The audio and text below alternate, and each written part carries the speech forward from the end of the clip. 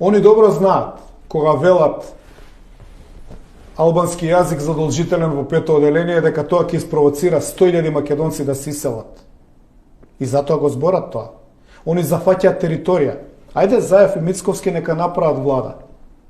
И нека го остават Дуи во опозиција. Нека ми покажат на мене, на македонскиот народ, дека конечно ќе му кажат стоп на експанзионизмот, на албанските радикали и сецесионисти. Затоа што они не се луѓе кои што овде се гледаат себе. Они само го дујат балонот за да зафати да направи поголема сенка, да покрие што поголема површина. Еве, зошто да не го направат тоа? На минатите избори во МРОСД само има 100 пратеници, сега има 90. Тоа се тие погубни политики што се спроведуваат на штета на македонците и на граѓаните на Република Македонија, значи на граѓаните и од други националности. Че ова е на штета и на ромите, и на власите, и на сите што се прави.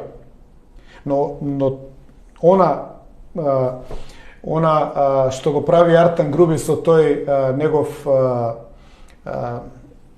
израз на лицето, каде што ужива да се става како доминантен, сите патишта водат кон Мала Речица. Да се изживува.